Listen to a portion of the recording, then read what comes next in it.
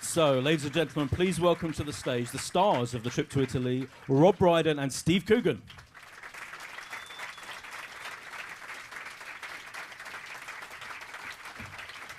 Hi.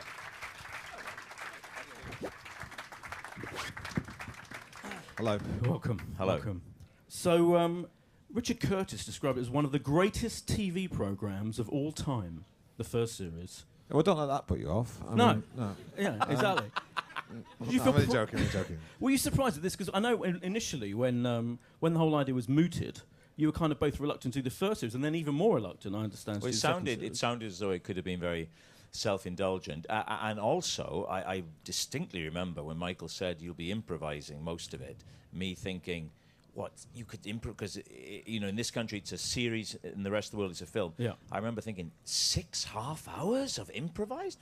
I remember saying at the end, well, maybe 1.5 hour, yes.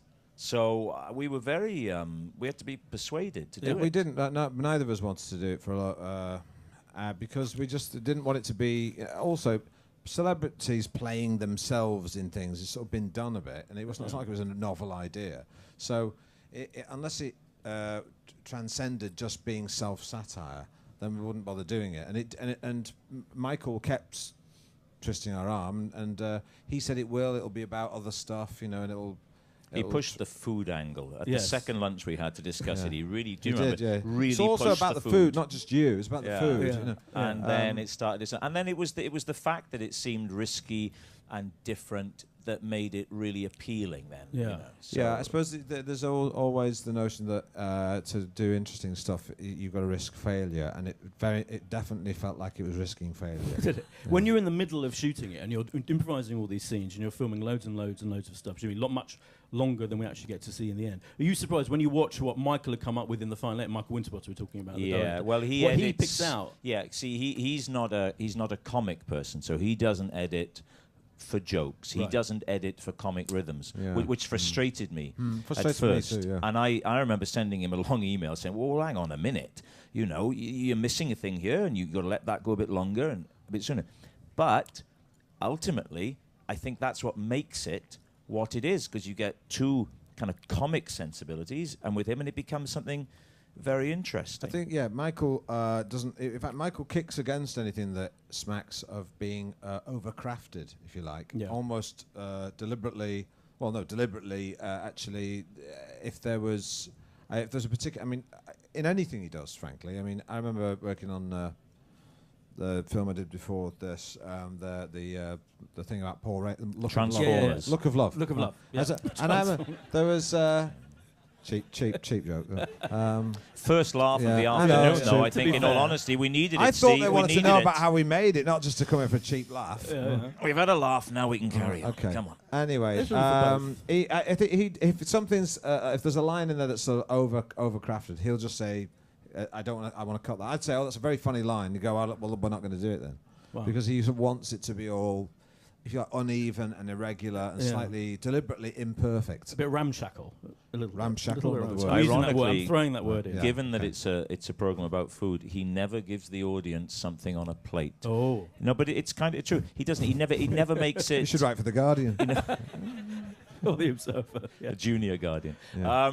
No, he never does. Yeah. It's like he just wants to tell his story. Right. You know, as a comedian, especially when you're on the stage, it's all about manipulating the audience, basically. Yeah. You set them up, and then you go like that. And he's the antithesis of that. Right. He will not manipulate them. So is he the one? He's coming up with these kind of things for you to talk about, is he? And the kind of, like the first one, a lot of it, the kind of you were going in the first one. Your version of yourself was going through quite a bad time and was sleep-deprived with a woman. This time, you're kind of the one who has a slightly more in turmoil, I would say, or has slightly more interesting things going on. With the things, you know, I've got itchy feet. I'm looking for adventure. Yeah, right. You're a bit more settled. Yeah, I mean, so does Michael come out with those kind of stories? I think he just wanted to make the second trip sound a bit different to the first trip. But I think he failed.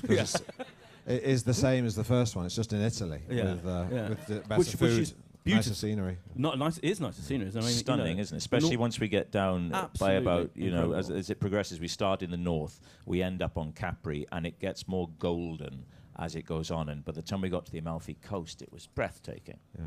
I mean, on one level, there are moments of it where the two of you are sitting there, and I think we'll see a clip in a second, of in a beautiful surrounds, kind of having a wonderful time, bouncing with each other. It does feel like the most wonderful time you could have. Is it as enjoyable as it looks to make? It was. This one was because there was a certain angst about the first one because we didn't know if it was a colossal waste of time or not, and sometimes that can mean that the second series, we always talk about this in the first episode about second album syndrome, whether it's just going to be a pale imitation of the first, and maybe if it's just an imitation of the first, that's okay. But we just didn't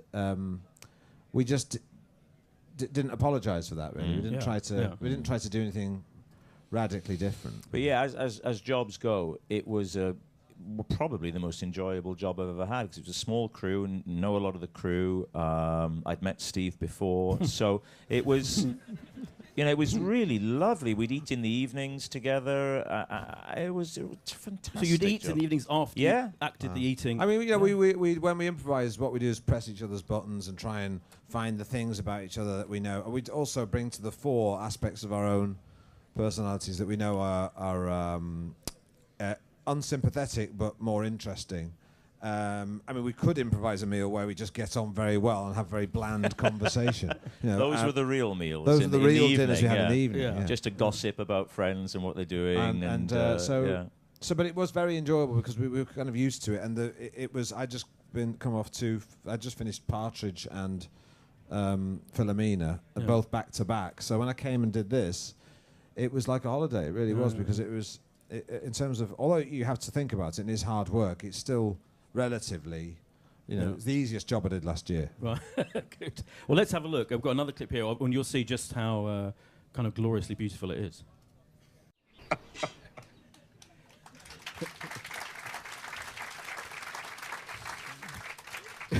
Do you get a giddy joy from making Steve laugh? I mean, that seems like he's genuinely. That was fun. That was a fun scene. But that was a smashing day, wasn't it? Because the weather. I mean, it's stunning. The food is great. That was a fun bit. Yeah. It's it is nice. Yeah, I do get a kick out of making him laugh. We do. Yeah. It's sort of.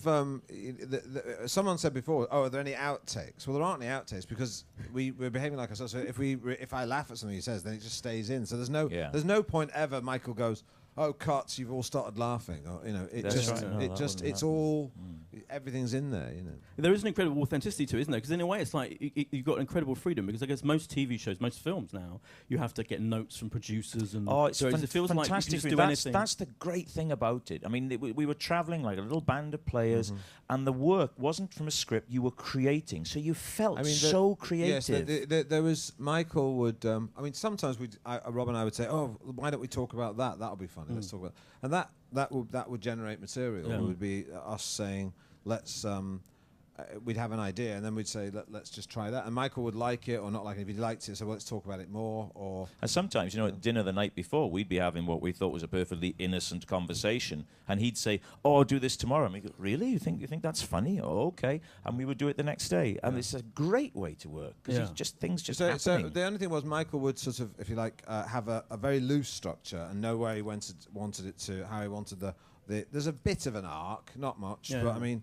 So it sort of resolves itself at the end, and he wanted to make sure we arrived at those points. Yeah. And also we're supposed to be retracing the steps of the Romantic Poets on the Grand Tour of 1800 or whatever it was. Well, there's a few different levels it's operating because you've got the things we've seen and the impressions, which are brilliantly funny, all of that. But there's the stuff about the Romantic Poets. There's the stuff that it ends up being quite melancholic, I think, about men of I was going to say your age, my age. It's all about aging. We're both 48, and you find at this age you have a lot of conversations with your male friends about it. About, are you feeling this? Are you noticing that? It's a midlife crisis with small M's and L's and C's, and that goes throughout it. And I love that part of it. And in this series, we see a little bit more of your families. We see your son arrives in the last episode, which hopefully isn't a spoiler. I'm just thinking, no, it's kind of, and it's lovely. But it's lovely to see you kind of hanging out. You hang out with his assistant more. Those scenes, I think, are kind of, they've got a lovely kind of naturalism to it. Was that a thing that Michael wanted to consciously do, bring more of your? Well, see more of your I think what's interesting is that there's always, although there is a certain cynicism to the tone of it, that Michael always returns to. Something he's always sincere in the resolve of his all his films. I think there's always something sincere at the end. I think this is sincere. There's no Yeah. He throws away the inverted commas for the last Absolutely. episode. Yeah, absolutely. I'm going to throw them to the audience for a few questions. Before I do, I've got some really obvious, stupid questions, but you do run the gamut of the impressions we've seen. Which are each of your favourite impressions that the other one does? Neil Kinnock. Yeah, I love Neil his Kinnock Neil, is and he brilliant. does Neil No Kinnock one knows in this who he series. is. I know, but that's my honest answer. Is I'm Welsh, Shows you so when I maybe stopped doing it. years maybe ago. it chimes with me. But his Neil Kinnock. I mean, I do think Steve's. I always get asked in interviews about who does the best impressions, and I think it's him. They're forensically good. Yeah. But Yeah. there's a lack of joy to them. I would say that. But No, I'd go along with that. But yeah, it's true. No, it sounds like a joke, but it's kind of true. Yeah, But yeah. his are forensically accurate, and his absolutely. Kinnock is stunning. Yeah. And Steve, what's Rob's best? Here we go. I don't Here it really comes. have a I don't favourite really have one. one. Spent Yeah. much time thinking about it, Yeah. to be honest with you. Yeah. Fair But no, enough. I've never Rob, heard that before. No, I think Rob does. Ronnie Corbett. Well, yeah, but I think I do a pretty good Ronnie Corbett. I don't. too. I think mine is better. Really? Yeah. Do you want a Ronnie Corbett off? Yeah. I don't Come think. on. I don't think Come that's on. what the people want to hear. I think it is. Go on, so you do yours first. All right. Look, we've never heard yours, Rob. Right. There I was. I do very, very, very old Ronnie Corbett now. Very old, indeed. It's not the one about the chap that goes to the chemist. I'm doing Ronnie Corbett. Sounding mine, right? And by the way, good heavens, it was the one day in the year. It was the one day in the year. And by the way, it was. I remember the day quite clearly because it was the one day in the year, when Allied Carpets weren't having a sale. Good heavens. That's the young Ronnie. That's classic Ronnie. That's vintage Ron. We'll call it a draw. That was, I think that was pretty good. Yeah. I mean, they are forensic ones. You're right. I mean, you do two versions of Al Pacino. You do the young Al Pacino and the post kind of sore throat Al Pacino, if we can call it. In The Godfather, Yeah. Luca Brasi held a gun to his head, Yeah. and my father assured him either his brains or his signature will be on a contract. But there's actually there's a middle Al Pacino too. Where it's a little more. What's that, Bobby Deerfield? Is Where it it's a around little more there? husky. There's You don't want the way he speaks today. It's not like that. That's an American Neil Kinnock. No, it's not. The hell is that? Fuck you. And fuck you again. No, you're trying to change it to something that it's not. You know you're not. What do you got? It's the licking the lips. I don't know why you're licking your lips. Like a lizard. 3 Al Pacinos. That's what you get in this event and on the trip. Okay, let's throw it open to the audience. We haven't got long, but we've got. I think we've got like 8-9 minutes. So. I'm just wondering, are you going to be making any more episodes of the trip, like any more series in the future? We'll just finish this lot. I want to do some more. Maybe one day. Who knows? Who We knows? might do another one. We'll see how this one goes. Yeah, this one hasn't come out yet. So Yeah, if people like it, maybe people hate it, or if it's 50-50, we probably won't. If 70% people like it, probably will. yeah. I think that's going to. There is something quite appealing. In the past, I would have said, "Oh no," but there is something quite appealing, I think, about revisiting it and as the years progress. Because already between this and the last one, it's about 3 or 4 years, and it's changed. I do find that quite appealing to It's see us like age. that series of films Seven before Up. midnight. Oh, No, oh, before right. and Yeah, after yeah. midnight, after sunrise. Yeah. And Yes. the people compared ours, and I think theirs is sort of a version of ours, which is not funny. Yeah. But probably with more depth. Yeah, I think that's fair. Yeah. Any other questions? Oh yeah, gentleman in the back row. Hi guys. In the first series, the plot progression seemed to kind of hang around as a backdrop to give context to the conversations you'd have over dinner. In this series, did you want to bring it more to the forefront? And you mentioned Rob's troubles. Did you bring it troubles? Sorry to use the word troubles. Did you keep it? Did you want to bring it more forward, or did you stick to the same approach as before? It's the same as before, mate.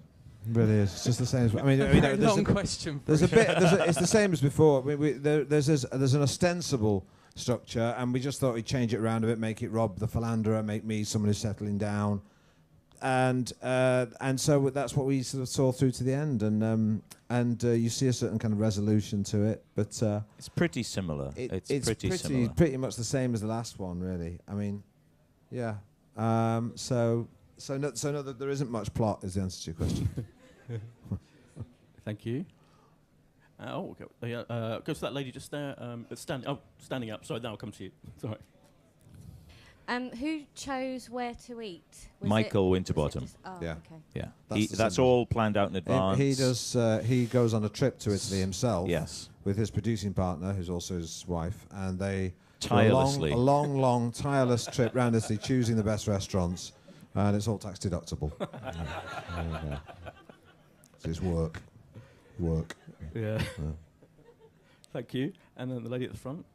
Actually, I would just add to that, the interesting thing is that on the first series, there were a few restaurants that we wanted to film in that said no because we couldn't show them a script. So they thought, well, what if they say horrible things about our restaurant? But every restaurant we filmed in, their business went through the roof once the show had gone out. And there were websites crashing and all sorts. So, they should have said yes. Thank you. One thing you hated and one thing you loved about Italy. Not the food, not the wine. I don't think I hated anything about driving. Italy. We didn't have to drive. No, but other people's driving. Oh, yeah, the driving's crazy, but I wouldn't say I hated the driving's pretty wild. This lane discipline's terrible. Lane discipline is non-existent, yeah. Well, you did ask. Just no discipline. I maybe appreciate this country, actually, in terms of driving characteristics. You were telling Nigel Farage that, weren't you, the other day? I was, yeah. And the Top Gear guys. The Top Gear guys, yeah. I mean, people have a go at Nige, but on a lot of points. Yeah, we're having a good old chin, putting the world to rights with our white friends. No, what did I like? I'll tell you what I liked about it is the sort of, at the risk of offending the French, the fact that they are there's a kind of a braggadocio, there's something very honest and forthright about the way that the Italians have in their nature, which is, you don't feel there's any duplicity. If they tell you they love you, you think they mean it, and if they tell you to fuck off, they mean it. But in France, you think they might be polite to you, but they might not actually. They might be thinking something very different. So there's sort of Steve's never liked the French boy. Move on. Yeah. Famously. Well, their food as well. They claim to have this gastronomic kings, and they've been cooking the same food move for on. 30 years. Move on. They've not changed it. Next question. It's Next all right. question. It's all the right. same. So Same. I know. It's They not, all agree. They all and they agree. think it's like the wine. And now New World wine. know. They weren't expecting it, were they? No. Enough about the French. There we are. Gentleman there at the front, Strokes T-shirt, man. Hey, how often would you guys meet up for dinner in another year? Did you just film series 1 and then see each other on series 2? We see very little of each other. Is the truth? Yeah. But basically, what's good is that when we do meet up for the second series, there's this sort of well of experience that we've both accumulated Separately. And that No, we can don't then really. He lives on the south coast and travels the world a lot. I live in Teddington. with lots of old celebrities. Yes. Yeah. Near the old retirement home. It's true, actually. That's very true. But That's very true. So no, we don't really. I mean, occasionally I'll ring him up and or we'll have reason. We'll exchange a few emails, about brisk emails about related matters. And then we just turn up. A heated email exchange. Yeah. About what? What do you have They're very, very dull email exchanges we have, actually. Yeah. But anyway, the thing is, we wait until the next time we work together. I don't like to be with Steve unless I'm being financially remunerated. Compensated. Yeah.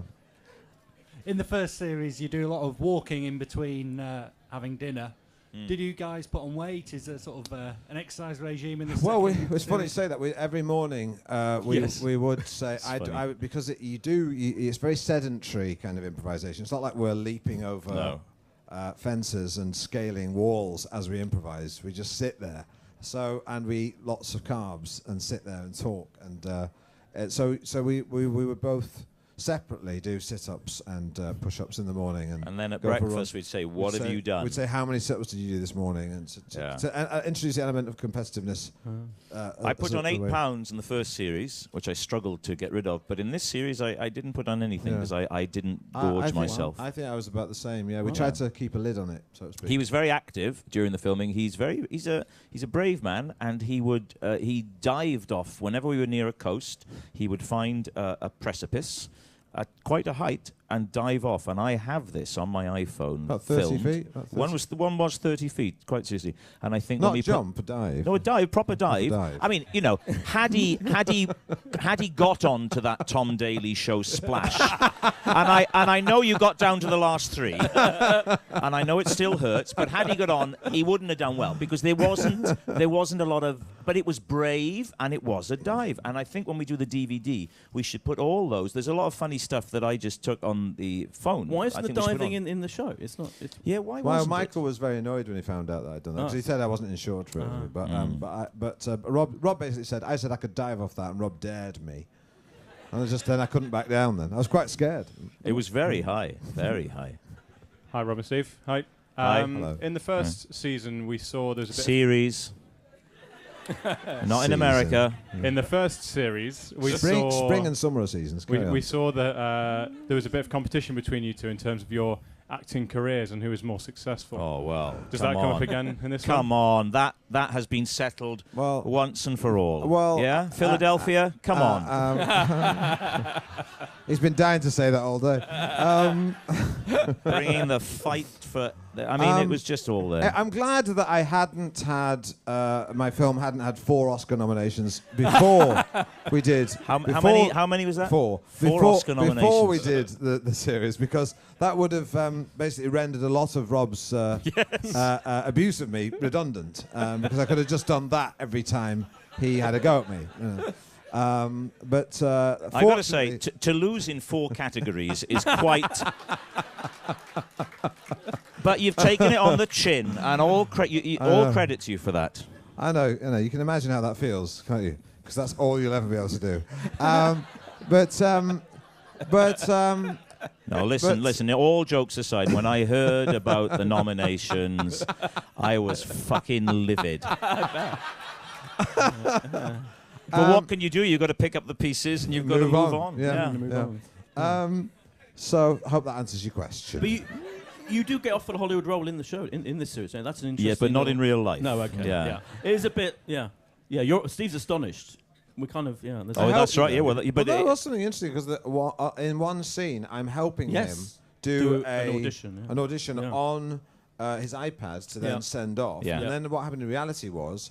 I genuinely had a real audition for a Hollywood film. And I did film. help him in the evening and actually gave him some tips on his performance. And I didn't get the part. Didn't get the part. Well.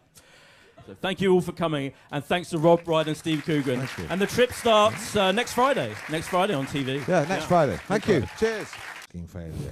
When you're in the middle of shooting it and you're improvising all these scenes and you're filming loads and loads and loads of stuff, much longer than we actually get to see in the end. Are you surprised when you watch what Michael had come up with in the final edit? Michael Winterbottom, we're talking about. Yeah, well, he picks out. Yeah, see, he's not a comic person, so he doesn't edit for jokes. He doesn't edit for comic rhythms, which frustrated me at first. Me too, yeah. And I remember sending him a long email saying, well, hang on a minute. You know, you're missing a thing here, and you've got to let that go a bit longer and a bit sooner.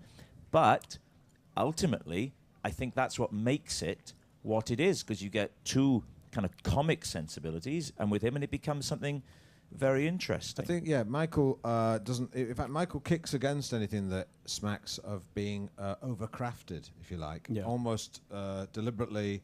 Well, no, deliberately. Actually, if there's a particular, in anything he does, frankly. I remember working on the film I did before this, the thing about Paul Ray, Transformers. Look of Love. Look of Love. Yeah. And there was. Cheap joke. First laugh of the afternoon, though. I think, in all honesty, we needed it. I thought they wanted to know about how we made it, not just to come in for a cheap laugh. We've had a laugh. So, ladies and gentlemen, please welcome to the stage the stars of the trip to Italy, Rob Brydon and Steve Coogan.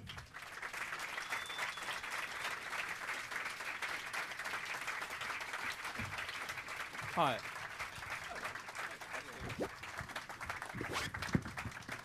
Hello. Welcome. Hello. Welcome. So, Richard Curtis described it as one of the greatest TV programs of all time, the first series. Well, don't let that put you off. I No. mean, no. Yeah, exactly. Did you I'm feel only joking, I'm joking. Were you surprised at this? Because I know initially when the whole idea was mooted, It's not like it was a novel idea. So, unless it transcended just being self-satire, then we wouldn't bother doing it. And Michael kept twisting our arm, and he said it'll be about other stuff, and it'll. He pushed the food angle at the second lunch we had to discuss it. He really He did, yeah. really it's also pushed about the food, not just you. It's about the food. And then it started. And then it was the fact that it seemed risky and different that made it really appealing. Then, Yeah, I suppose there's always the notion that to do interesting stuff, you've got to risk failure, and it definitely felt like it was risky. you were kind of both reluctant to do the first series, and then even more reluctant. I understand. Well, to do the second series. it sounded as though it could have been very self-indulgent, and also I distinctly remember when Michael said you'll be improvising most of it, me thinking, what, you could improv, because in this country it's a series, in the rest of the world it's a film. Yeah. I remember thinking 6.5 hours of improvised. I remember saying at the end, well, maybe 1.5 hour. Yes. So we were very we had to be persuaded to do it. We didn't. Neither of us wanted to do it for a lot because we just didn't want it to be. Also, celebrities playing themselves in things has sort of been done a bit, and it